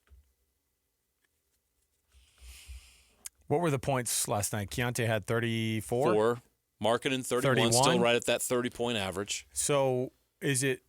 And only 3 other players scored in double figures. We talked about this at the very top of the show, too, like just briefly before we got started, because it's just impressive that those two guys are doing what they're doing. You got to be excited about some of these new names coming up, obviously. Are these names that aren't just going to be used for the possibility of using as trade bait into the future, but actually part of that starting 5 that could change the future of this franchise? I think Lowry and Keontae and Ace. I don't think the other guys are here for long term, if that's what you're asking. Well, Walker probably stays too. Well, yeah, obviously he's out right now, so I didn't think of him. But I think that your future starting lineup is this: Lowry, Markkanen, Walker, Kessler, Ace Bailey, whoever they draft in the 2026 NBA draft, and Keontae George. And I think those are your 5. And then with what's left of the rotation, you still have picks moving forward, and you still have some of these guys like Isaiah Collier, I think, is really turned things up since he came into the lineup this year off of the injury. Since he's been in the rotation, he's been really good. 9.6 assists last night. Bryce Sensabaugh, I think, is, he didn't have the night that he would hope, 1 of 6 from 3 in 17 minutes, but that's a guy that you can count on, kind of a 6-man role. The jury's still out on Cody Williams. The jury's still out on Taylor Hendricks. Where does Walter Clayton Jr. fit into the mix in the future? I think all those guys are going to have to be battling future picks for those rotation spots, and some of those guys could be used in trades to either acquire more picks or to find a veteran player. And don't forget that the Jazz have room under the cap right now to go out and get somebody next offseason as well in a trade or free agency. So there's a lot of movement there, but I think if you're looking at the future, and that's a pretty bright future, if you have Lowry Markkanen, Walker Kessler, Ace Bailey, Keontae George, and then that mystery 2026 NBA draft pick, A.J. Devonsa, then you're in business.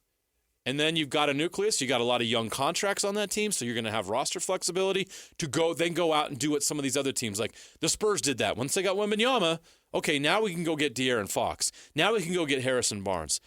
Now we can go make some moves. And they still had picks to go get the young players like Stephon Castle and the point guard they took this year in the draft, Dylan Harper. So that's how you build a contender moving forward. You got to go find your cornerstone centerpiece guy. Is that Ace Bailey? Is that Keontae George? Or is that the 2026 pick? Is it Lowry Markkanen? I don't know. They'll have to determine that. Let's take a break. We'll come back. We've got our top 10 coming up around the corner. Don't want to miss it. Much more on the program. Stay right here, 97.5 KSL Sports Zone. It's another battle for the Aggies, and the KSL Sports Zone has it covered. The Aggies head to California for a chance to get bowl eligible against Fresno State. Your home for all the play-by-play coverage of Aggie football is right here on 97.5, the KSL Sports Zone. You're locked on to JJ and Alex on 97.5, the KSL Sports Zone. Welcome back, everybody. JJ and Alex, 97.5 The KSL Sports Zone. Thanks for being with us on a Wednesday. It's a Win Ticket Wednesday. You know what that means? JJ, I got some tickets to give away. Good. No biggie. Just a family 4-pack of tickets for the Jazz versus the Lakers this Sunday, 11/23. That's November 23rd of 2025 at Delta Center. Family 4-pack of tickets for the Utah Jazz against the Lakers. Not bad. 801-575-ZONE. That's 801-575-ZONE. Be calling number 12 right now. 801-575-9663. Does load management hit LeBron already? For sure. All season long. By that Sunday game? No doubt. He's like, these are the markets I will not be playing in. I'd be shocked if we see him in Salt Lake City. No way. You are being too negative. I bet he plays 25% of the road games max. What? And most of them will be New York, Miami. Cleveland. The one game in Cleveland, Probably. he'll go to that one. Yeah. Okay. Well, I don't like your negativity, but I also see it happening. Hey, by the way, did you see some good news by way of, well, it's coming up at the end of this hour. Could use some good news. Well, I was just going to say that one of the things that came across the wire today, and I just thought it was in our best, but I'll bring it up right now for our top 10. Major League Baseball has reached a deal to watch for us to be watching Major League Baseball on NBC. I love it. First time in it'll be the first time in 26 years that MLB is on NBC. Hey, Annapolis, we're going to need to dig up, if there is something, a YouTube video of the old NBC Major League Baseball intro. I don't know if it exists. Bob Costas MLB action? Absolutely. Here's the thing about that, though. That's a big deal. That's awesome. I don't know what it would do for us. Like, I just love it because... Well, we know what's coming in 5 years. Well, that's what I was going to ask you. Does this actually affect that? Like, where they go, hey, look, Salt Lake City's watching Major League Baseball. So turn on your hey, at the very least, just keep your TVs on during NBC baseball, during Major League Baseball and NBC, so that we can prove to Major League Baseball that we're watching baseball, man. All Whatever right, so we let have to do to bring that team here to Utah. Right. So I've got in front of me for our top 10. Annapolis, get ready to hit the old 60-second button too here. I'm making him do all sorts of things. He's trying to get the winner on these things too. I've got in front of me the top 10 U.S. markets for World Series viewership. TV ratings. In the country? In the entire country. In the United States. States, this year's World Series viewing, top 10 markets on TV ratings. Ready? Here we go. On your mark. Get set. Go. L.A. Ding. San Diego. Ding. San Francisco. Toronto. Detroit. Seattle. Wait. Did you say Seattle? I did. Ding. Detroit. St. Louis. Ding. Chicago. New York. Wow. Yeah, they felt disrespected. They're out. Ooh, Miami. Okay, Atlanta. Okay. Where else would I go here? Dallas. Philadelphia. Houston. Phoenix. That's laughable, by the way. No Cleveland or Cincinnati in there. Hold on. Milwaukee. Minnesota. Wait, Milwaukee? Yeah. Ding. All right. Yeah, man. Minnesota. Minneapolis. Ding. People there watch a lot of TV. Do. We already did Chicago. How about Indianapolis? I don't know why. I'm running out of markets here. Boston. Oh. Dang. Time's up. You did pretty good. Nashville? I mean, we're running out of markets You're gonna I want you to listen up. What big one did I miss? So you got LA, you got San Diego. Those are right off the bat. Yeah. Why did you think San Diego? Because they're all kind of part of that same. Well, because a lot of people down there watch baseball. And they watch the Los Angeles team. And there's a lot of Dodger fans in San Diego. Yeah. Seattle was third. Okay. These are for ratings. You know. Sure. So, St. Louis fourth, Milwaukee fifth. Yeah. Vegas sixth. Vegas? Now this is going to disappoint. I know why that's the case. This next one's going to This next one's going to disappoint you. Okay, what? Portland, 7. Oregon? Portland was Salt 7. Lake City. What are we doing? You better step What up. are we doing? Oregon. Portland was 7th in ratings for country. watching the World Series. Wow. That's not There's a a lot of Mariners spillover there. I guess, but and people were into the postseason in the Northwest. Yeah.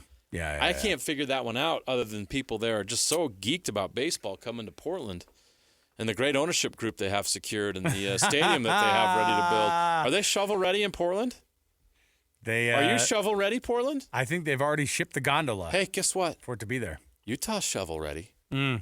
Oh, yeah. We're shovel-ready. Oh, yeah. Buffalo 8, Sacramento 9. Buffalo because of Toronto. I should have guessed Buffalo. Buffalo 8, Sacramento 9. Oh, I should have said 2. Yeah, it is the U.S. TV market. Sacramento 9. Sacramento 9 and Minneapolis 10. Sacramento, I never would have guessed. So you missed Vegas, Portland, Buffalo. Buffalo. Threat, by the way. So the only ones you missed were Vegas, Portland, Buffalo, and Sacramento. No, so those I missed 4. You got 6 out of 10. 6 out of 10. That's pretty good. All right. We'll take a break. We'll come back. I just thought it was a good wake-up call for us. Yeah, we got to tune in. You got to start watching. Utah, you got to start watching baseball, Now that it's going to be Major League Baseball on Sunday NBC. night baseball during the summer. Awesome. Can't wait. That's great. Okay. We'll take the break. We'll come back. Kicking off next hour, we're going to jump in here. We've got lots to still talk about. Scott Springer covers Cincinnati football for the Cincinnati Enquirer. We're going to talk Bearcats BYU coming up next right here, 97.5 The KSL Sports Zone. Let's go! Complete game coverage of the Cougars is right here on the KSL Sports Zone. It's a huge Big 12 battle for the Cougars as they head to Cincinnati for a showdown against the Bearcats. Your home for the best coverage of Cougar football is right here on 97.5 The KSL Sports Zone. You're locked on to JJ and Alex on 97.5 The KSL Sports Zone. Welcome back, everybody. JJ and Alex, 97.5 The KSL Sports Zone. Had Seattle native Jimi Hendrix right there. Don't worry. I never hate hearing that song. It's kind of crazy because, this is just the worst recording ever. They're all, hey, man, could you record this on a wax cylinder while you're high? Sure.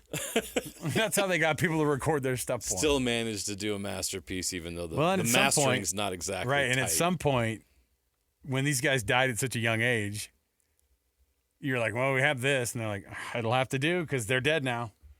And then it's important, right? So there you go. Welcome back to the program, JJ and Alex, 97.5 The KSL Sports Zone. Happy Wednesday to you. Let me see here. We got lots to get to. We have tons to talk about. Still trying to figure out what this college football playoff ranking stuff is going to mean long term. I am hopeful for the two local teams here to have a little bit more of an opening of a shot, based off of the fact that college football is going to get a little bit more chaotic over the next couple of weeks. Maybe not necessarily this week. However, we are going to be watching very, very closely what all these teams that are ranked in front of BYU and Utah, who, by the way, are listed as the first teams out. That's always hard to see, right? And they're right next to each other. But you know what that means? If there is carnage, you should get bumped up. Yeah, why not? Except for we know how this committee works, or at least we feel like we know how this committee works. Yeah. Let's start off our hour as we always do with the cut. We'll jump in right here. Scott Springer covers the Cincinnati Bearcats football team for the Cincinnati Enquirer. That's where we're going to start things off right now. Let's do it. It's time for the biggest story of the day. This is what made the cut with JJ and Alex on 97.5 The KSL Sports Zone. Trajan Wealth brings you this portion of the program. TRAJAN Wealth.com for all your trusted local needs in retirement. Scott Springer, he covers Cincinnati for the Cincinnati Enquirer. Scott, you were on with us a few weeks ago when Utah was hosting Cincinnati. And since then, the Bearcats, was it that game by itself that kind of sent the whole thing into a little bit of a downward spiral? Because we've seen the worst version of Cincinnati over the past couple of weeks. November's not been very kind, so they need to right the ship here. If you look at what Brendan Sorsby had done, August 28th, they played Nebraska, throws an interception in that game, and Cincinnati had a crucial fumble. And then Sorsby goes September, October, no turnovers. And then comes to Utah, and a couple fumbles, and the first pick since August 28th. And then that game gets out of hand. And then last week against Arizona, 2 picks in one game, actually. And the first possession, the very first play of the game, a pick 6. So there's not a more nauseating start to a game than that. But, they came back and made it a game, but just for whatever reason, the pass game has not worked so well here lately. And I don't have the solution to it. I just write about it. But, they suddenly are turning the ball over, and that's not good for winning. Despite the results of the last 2 weeks, this Cincinnati team is still in the mix for a spot in the Big 12 championship game and an opportunity, if they beat BYU, to improve their chances of doing that. Is there still some optimism with that group this week? What's been the mood around this team as you've talked to some of the players and coaches? I think they're realistic about it. I mean, I think they want to win. First and foremost, it's senior night for them, and they have their first night game of the season, and the kids all like the night games, much like Utah liked their night game against the Bearcats. I think they just want to go out and get, win number 8 and then see if they can get win number 9. As far as their chances, my math is not that good. I have a son that's an actuary that actually lives not too far from you, and I might consult him. But it's not looking good, I don't think. I mean, because if it gets to a head-to-head situation and what Utah did to them, but I think if you're a Bearcat fan, BYU's had their number. They've never beaten them, so that should be some motivation right there. And just the fact that you want to go out on a winning note. And November's been kind of lousy so far, so here's your opportunity. You get the Fox Big Noon kickoff show coming. I don't know what the kids are going to do for 8 hours in between time, but same with Utah. I think those kids found something to do, so they were back and rowdy there in the Muss. So it'd be a long day if you're a student. Smart old guy like me might just wait it out and wait for the game. Scott, one thing that we've watched with this Big 12 is that it just seems week after week with the College Football Playoff Committee, it's battling against bigger brands and people trying to tell you why one loss is better than 2. And do you think that this just isn't built for anybody except for the Big 10 and the SEC, that you have to be kind of 30% better than what is required of some of these other conferences? Because that's what it feels like sometimes. It just feels crazy to me that a really, really, really good Texas Tech team and a second Big 12 team not getting in, it seems like a second team getting in would be something that would almost be automatic in a year like this when they're so dang good. It's certainly compared to the 2 ACC teams who got in last year were at the very least. Yeah. No, I mean, it looks like a lot of politics, so there's nothing new there. I don't get it myself. If you've seen BYU play, if you've seen Texas Tech play, if you've seen Utah play, to me, those are the clear top 3. Arizona State, maybe Cincinnati are in that next, area. But, they certainly deserve it. Texas Tech has just ran all over people. Utah, everyone is like Utah that I've seen so far. And BYU, what's there not to like about Kalani Sitake? It's like he might beat you, but he's the nicest guy in the world. So I don't know. I mean, I've met him at some of the media days. I've talked to Dante Corleone, who has met him and struck up a conversation with him. And Sitake even mentioned it in his press conference this week, how much he liked Dante. They're a similar size. I mean, Dante might have him a little bit in the poundage area, but I'm sure Kalani can knock a few people over back in the day. Absolutely could. Before we focus a lot on BYU, you did have a chance to see Cincinnati against Utah. What were your thoughts on the Utes? And obviously the committee likes them quite a bit, but not enough to have them in that top 10. What stood out to you about Utah in that game you watched? Well, that is certainly not an easy place to play, and everyone talks about the Muss, but to me, it was the stadium was full. Everybody in Salt Lake City was there that day, or most everybody that wears red, I guess. I know there's some sort of a rivalry there going on, so I hear. Yeah. But yeah, if I were a burglar, that might have been the area to strike that night around the stadium because everybody was in there. It was crazy, and Cincinnati didn't do themselves any favors, and it looked like they were going to have a game, but a couple of turnovers and it gets out of hand. The 2 running quarterbacks are outstanding. Their defense is very, very good. I haven't seen Texas Tech in person this year. Saw them last year when Cincinnati played them down there, and that was a tight 44-41 game. And it looks like they've only gotten better. And BYU's, you got 1 loss, and that was to a pretty decent team. So I don't know. Cincinnati, I to be quite honest with you, I had them at 7 wins for the season, and then they got there early, and then you're thinking, well, we'll see what happens. But the last 2 games, they've not represented like a team should that wants to be in this thing. Now, can they right the ship? They can. The talent is there. And they do get a couple of guys back this week. Evan Pryor, who's missed 2 games, one of their better running backs. Tawi Walker's the guy that ran against Utah and is a pretty good runner, but Pryor's kind of a change of pace guy. And then Caleb Goody's the guy that stretches the field that they haven't been able to use because he's been out. So would those 2 guys have made a difference? I don't know. I think a really disappointing loss is that Arizona loss, the last one, because that was just a game that you really needed to win. You really needed to win out to give yourself a chance.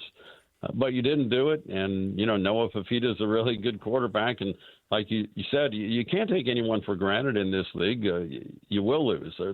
Everyone, even someone that you might think is off, could have a game against you. And there you go. So it's a lot better league than people think. And I agree that, if you want to just fill this thing full of SEC and Big Ten teams, and they're all good, I get it, but they're not taking a very good look at the Big 12, I don't think. Scott, what do you think that this BYU team presents challenge-wise for Scott Satterfield's guys? Because, I think that people see these 2 teams, and everybody who's watching it goes, all right, this might be the last chance for a team to upset BYU. They've got UCF at home Thanksgiving weekend. But I think that obviously Cincinnati presents a problem because they are a physical team. They run the ball well, on top of the fact that Brendan Sorsby before the last couple of games has been, outstanding. And what is it that this BYU team does that scares teams that get ready for them? Well, they're awfully tough, and I think people are just, they have a little bit of mystique about them. Most of the time people have to come across a couple time zones to come play BYU, and that's not the easiest thing in the world to do. And let's face facts. Some of the kids are on missions, and that takes a lot of dedication. I have friends that went to Army and Navy and the military academies, and I always thought that the academies sometimes could wow people because, you bring your team in, your team maybe takes a tour of the facilities, find out what these kids do, and next thing you know, you think they're superhuman or something. And it's a credit to what they do. It's a credit to what the Cougars do. I don't know if it's a mystique. Certainly the fan base shows. I guarantee you that the game is sold out, and guarantee a lot of BYU people will be there. I got an email about a separate BYU tailgate thing, and they were actually, donating some money and things like that. So they'll show up, and that's what Cincinnati has to learn about the Big 12. The problem here in Cincinnati and some of these pro towns is, you don't just have the college. You've got other things going on, and you don't quite understand in some of these Big 12 towns how big college athletics is, and not just football and basketball, but the other sports. Everybody's really into their college there, and that's something that it works sometimes here. To be honest with you, here in Cincinnati, when they're winning, everyone's with them.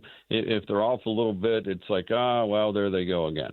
And yeah, they're frankly kind of spoiled because you have the Bengals and the Reds and that type thing going on. I think Houston has a little bit of that problem, and anyone else that has pro sports near them. Yeah, absolutely. You look at BYU and Utah, Texas Tech, even Houston's in the mix. These are schools that want to get to the college football playoff for the first time ever. Cincinnati's been there before, and even in the 4-team playoff. I'm curious. I wanted to ask you, how did that program benefit from that, or what did they do to not take advantage of that other teams in the conference can learn from?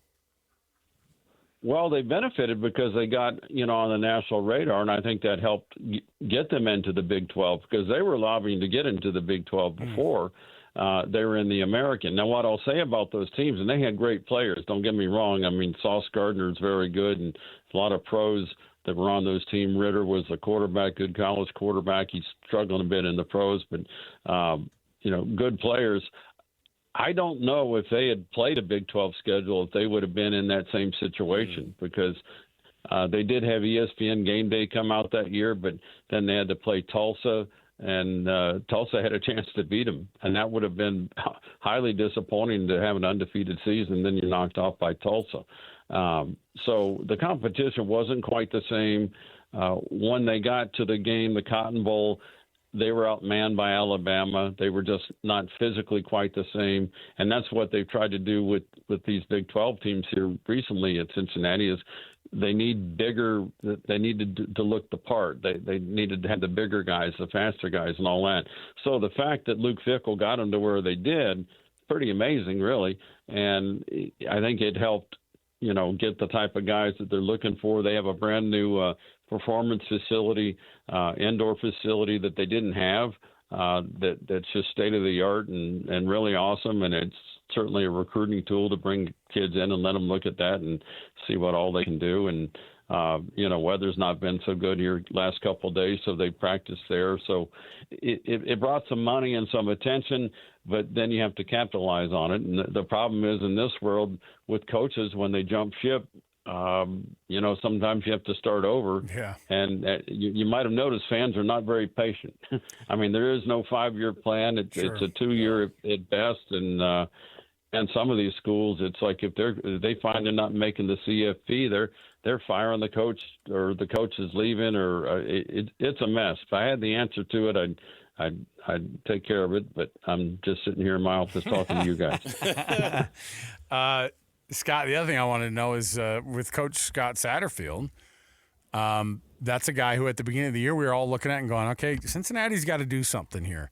And it's felt like that he hasn't just done something here. He's taken a massive step for this program. Does it feel like something that's that people kind of got away from that idea of, is Scott Satterfield supposed to be here long term? I know that the program has really believed in him, and for it to go the direction that it did is really good for him. But what's the long-term viability of Scott Satterfield staying there in Cincinnati, and how well is the fan base kind of receiving him now that he's having this type of a season? Well, what I wonder about when people say, oh, they ought to fire this guy, because everyone is so willing to fire somebody. Yeah. It's like, well, who are you going to hire? Yeah, it's a great question. It's going to take some money, and you've got these massive buyouts. And in a year like this, everybody's losing their jobs, and then there's a bunch of openings, and then you go, well, do I want to pick up a coach when we might be the 7th choice for a person that's out there that's a really good coach? Yeah, I mean, the thought that, everyone has the so-called list in their desk of who they want next. Well, most of those names are about the same. Everyone has the same names.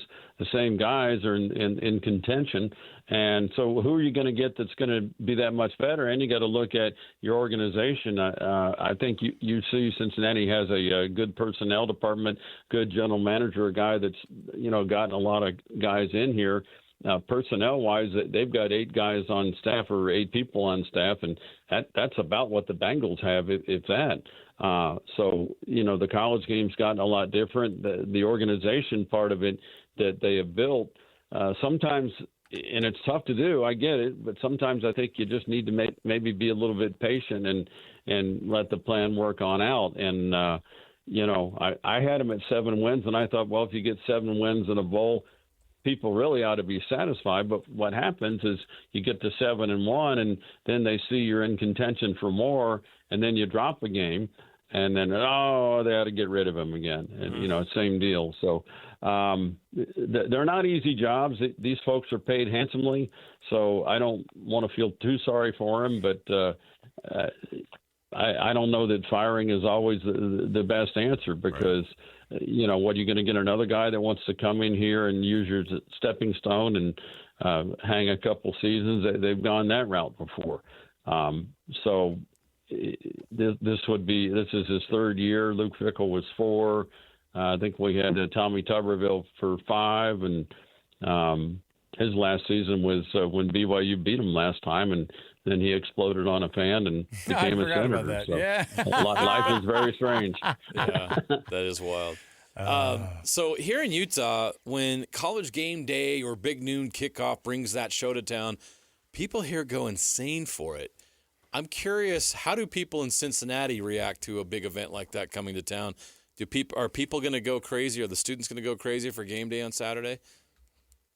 I think the students will, because that's what they do. What else is there to do? Come on, man. Yeah. it's across from the frat houses, so I think they'll bribe them with donuts or whatever and have them there early and all that. But I know the first game day was pretty crazy because it had never come here, and you never really thought that it would, and so that was kind of a unique thing. I did do some interviews out at Utah before game day that morning. Went out and talked to Herb Street and Reese Davis and Sanford Steve, and so I did that part. I did not get up and go in the morning. I think I did a radio interview with the national people, but it's just I'm not a big crowd guy. If you could hit me over the head with a hammer, I would take that over the game day crowd probably. But given a choice. But kids and people love that type thing, so I would think they'd have a decent crowd. Big Noon Kickoff was here also in 2023, and that's when Cincinnati played their first Big 12 game, and that was against Oklahoma, who at the time was still in the Big 12. And that was actually a decent game. So Urban Meyer's been here before, and those guys. Urban Meyer's actually a Cincinnati grad. A lot of people don't know that before he went on to fame and fortune everywhere else, and Brady Quinn and Matt Leinart and the guys, and Chris the Bear Felica. I guess he'll be there. We'll talk to him or whoever. But it's a big show, and if you're a kid, that's why I've never understood too where people bellyache about the result of games. It's like, yeah, you want to win every game, but in the end, okay, you had a Saturday. You could have sat at home in your basement, and you went out and went to a football game and had some fun and hung with your friends. And was it really that bad? Right. Well, it's there's some perspective for you, Scott Springer. And that's why we love college football. Listen, Scott's been on a couple of the last 2 times out of last month here, Scott. So we appreciate you doing some extra work to hang out with us. And I'm glad. I'm hoping to get a billboard there. That's I was looking for the billboard near the Red Iguana or the. And there you go. Get a plug to. I went to the I think it was called the breakfast place, the Park Cafe. Yeah. Maybe it was across from a park. Excellent little Absolutely. spot. Yep. What did you order? Yeah, outstanding. What did you get? Good. Oh, goodness. I had something. See, I thought I was getting like a pancake on the side, and I was thinking like, pancake, frozen food pancake. It's like a plate-sized pancake. Yeah. And that was in addition to whatever omelet that they gave me. And I just sat up front there by myself. But man, they were putting out the food, and it was busy, and it was very awesome. I told my son and daughter-in-law that live in Sandy, I said, you need to go to this place, go there and eat. I went in there and ate like I was heading to the electric chair. Well, he's incorporated the electric chair. I'm glad that wasn't your last meal, Scott. He's incorporated the electric chair and being hit over the head with a hammer, both in one interview. He loves life. He's Scott Springer. I'm really a little bit more upbeat than that, but no, I got you. Yeah. Look, well, I get it. We're all the same way now too. We're in our 40s and have a bunch of kids, and so it's like, call me when you guys all wake up and game day's already been through most of it, and tell me what their picks were, because I was doing this. Things like giant pancakes really truly excite us. See, that gets us going. Yeah, absolutely. Scott Springer, Cincinnati football for the Enquirer there in Cincinnati. We're looking forward to it, and have fun there, and we'll see how this result holds this weekend, and we're looking forward to having you on again, of course, when these teams all match up again next year. All right, you got my number. There you go. Scott Springer, everybody. I like Scott. Yeah, it's great to get to know a lot of the media that covers these teams across the country. Yeah, he's got. Look, we know we have Scott Springers in our market still, right? Oh yeah, the guys who are like grizzled veterans. They've been doing it forever. Yep. And the perspective is, that sounds like fun. You have fun covering that over there. I'm gonna get this interview over here going. You guys have fun covering the event that's covering the event. Yeah. I'll cover the event. So there you go. But man, it's crazy. Okay, so what is this then? Napolis, help me out. What is the coverage of? We've had how many Big Noon kickoffs have been associated with BYU or Utah this year? Is this the 5th?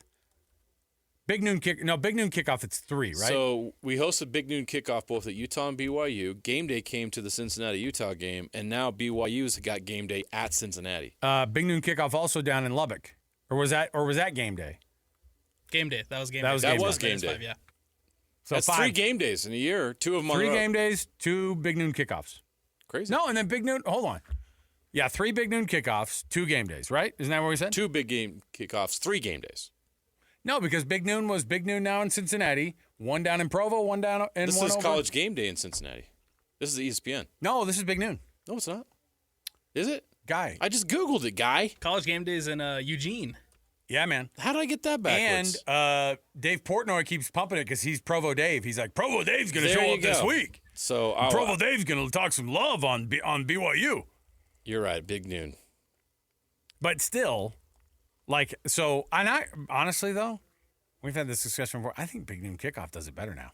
I think they're a better show. Don't they have I feel like they have Better more fun. personalities. I feel like they have more fun. They do. All right. And that's with, Saban, the best it's ever been.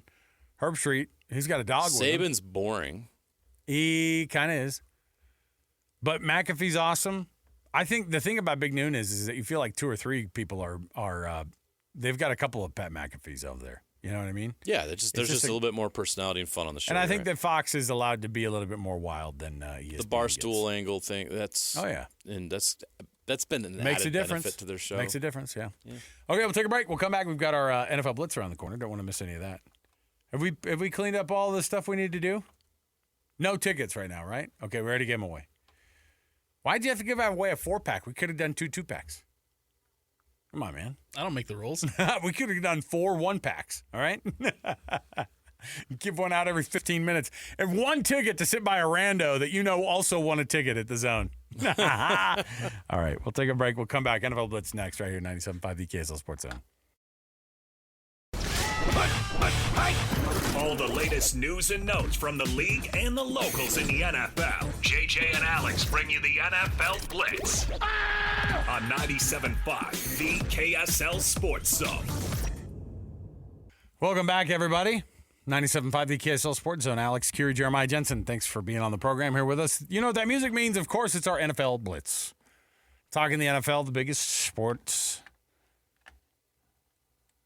league in the history of planet Earth. Am I wrong? I mean, maybe some of these soccer teams can make claim. Some of these soccer leagues across the world can make claim that it's a big deal. But not like here in the United States of America, where the NFL rules, man. Browns quarterback Shedeur Sanders, he's going to make his first start. JJ, he will be the 42nd starter in the past 29 years. He gets to add. Someone's got to add another name to the patch back wall of the jersey. Oh yeah, 42. 42, and they brought it up, and they go, "You're the 42nd starter." Oh my! For the Browns in the past 28 years, and he goes, "That's a good number."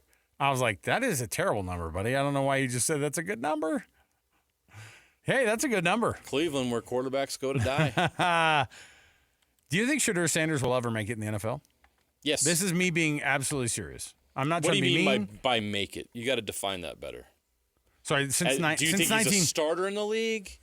Is he on a roster? Well, part of the thing for that's a the thing is decade? that's how I was going to ask. Like, I honestly think that there's a version of Shedeur Sanders' career where he is never again going to be on a roster in the NFL after his stint in Cleveland. That teams won't want to deal with the stuff that he ends up doing. And I say that it's not like he has some sort of like inappropriate, thing going on in the background, but he just draws attention and he doesn't need to when he's not playing. And so he draws kind of Whose negative fault attention. Is that his fault or I don't know. Our fault in the media? Oh, don't do that. Sorry, since 1999. 42nd different quarterback since 1999. So, yeah, in the past 26 years, 42 quarterbacks. Not bad. It's ridiculous. Who's made the most starts, by the way, in that history? Ooh, that would have been a great top 10. Yeah.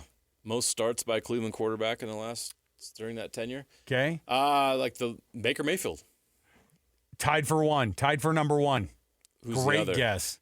Anderson? Very, very close. He's number 3. Okay. Who am I missing? It's named after a piece of furniture. Come on now. Tim Couch? Tim Couch! I didn't even think he was in. He was in Did he that make group. it to that point? He was in that group. 59 starts along with Okay. Baker Mayfield. I guess they gave him the benefit of the doubt because he was the number 1 overall pick. Yeah. Then after that, the list gets weird. Ty Detmer's in that mix. Let me go down and see where Ty Detmer is, my guy. I mean, he didn't play a lot of games there, but he set an interception record there, I believe. Ty Detmer 2 starts. Just 2? Yeah, I thought there would be more myself. One of those, the game where he threw 7? Another franchise. 7 picks? No, it was 7 picks at Cleveland. Colt McCoy's 4.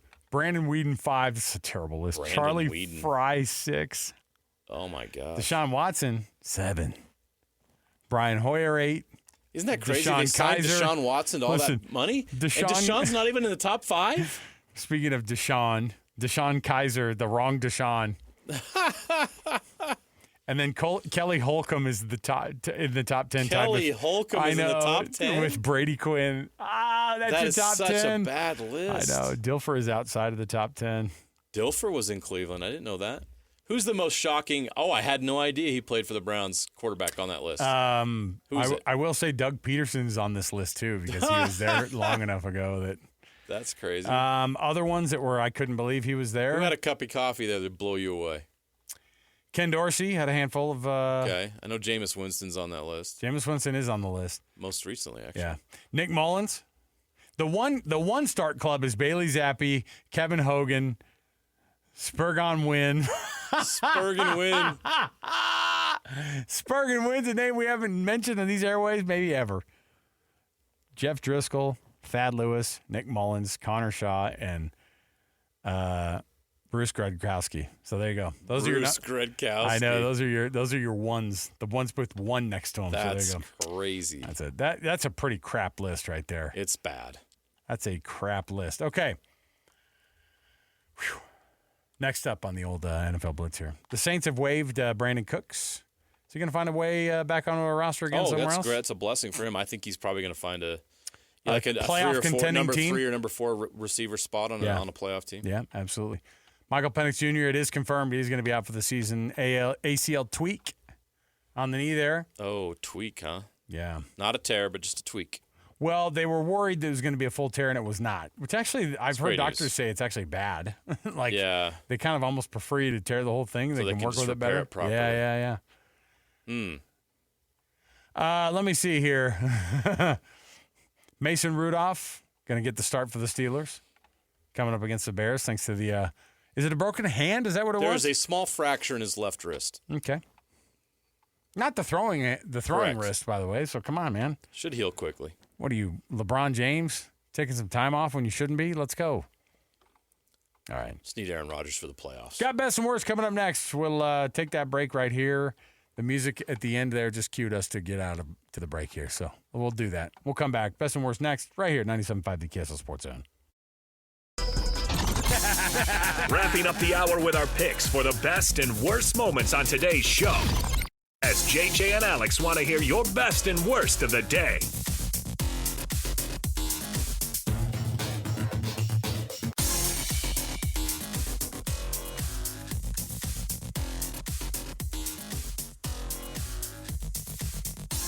All right, everybody, welcome back. Best and worst brought to you by the good folks at the Doug Smith brand of dealerships in American Forks, Spanish Fork, and in Linden. Nobody knows cars like Doug.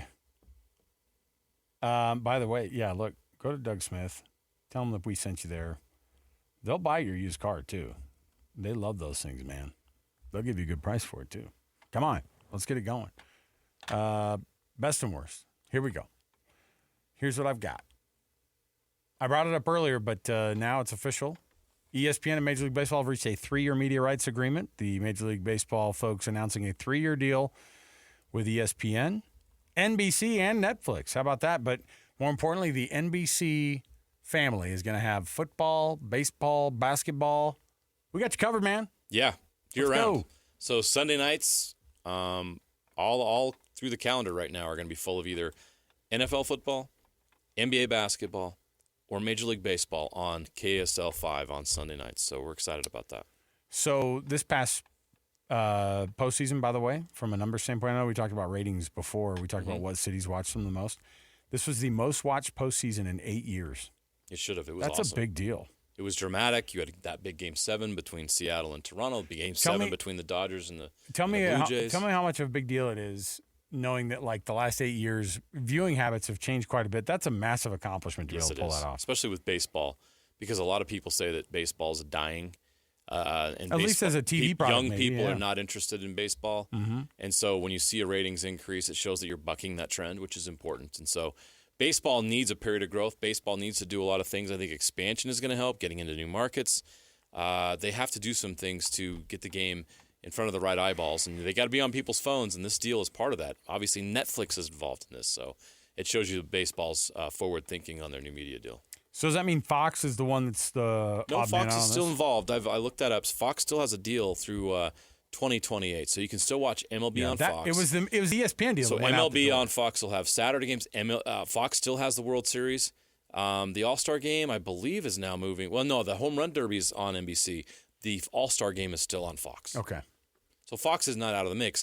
They're just – this is what ESPN's going to have. Remember, ESPN was going to drop All of MLB it. entirely. Right. So they saved some of that. But now NBC has jumped into the mix, as well as Netflix is going to develop more baseball, MLB-related content. Yeah. So just to give you some perspective, too, like I grew up the Sunday Night Baseball on ESPN has been going since 1990. Now that's going to be on NBC. And it's going to be on NBC now. So there you go. Okay. And then the worst of the day. Ready for this? Passing away at the age of 75, the Padres' very first Cy Young winner, Randy Jones, passed away at 75. So there you go. We had the baseball news. Let me get you this baseball news. The Padres announcing on Wednesday that Jones died. Man, by the way, that's Randy Jones, the kind of name that my dad would mention. Right. You know so what I that's mean? going back to 1976. This is the 70s. Brick Tamland covered the 1976 San Diego Padres. Whammy! Gene Tennis was on that team. Oh, yeah. Yeah, San we're seeing a Diego. lot of legends from the 70s. 70s baseball, go back and do a dig. 70s baseball was pretty wild. A lot of drugs going on and a lot of characters. I was high as a Georgia Like pine. we just recently saw Dick Allen inducted in the Hall of Fame. He was a character. Dave Parker recently passed away. The Cobra. When did Doc We're Ellis? losing our 70s baseball stars. Doc Ellis is insane. When did he pitch the? It was in the early 70s. Yeah, like 1970. Yeah, was 1970. There you go. High as a Georgia pine. He was LSD, man. It was hardcore. Like he was way high. One of the best pitching performances in baseball.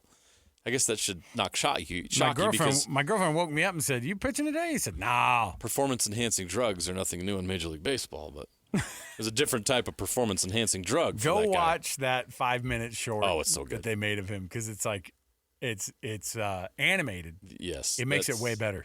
That's terrific. That whole series, they animated like the 1986 Mets too on the plane. That plane, the celebratory plane after they beat Houston, they were flying back they won the pennant and they were flying back to New York. Awesome story. Go look it up. I'm telling Napolis our producer that basically. Go look it up. It's phenomenal. All right. I'll take a break. We'll come back. We got more to go right around the corner. Don't miss any of it. Stay here. Dialed in 97.5 VKSL Sports Zone.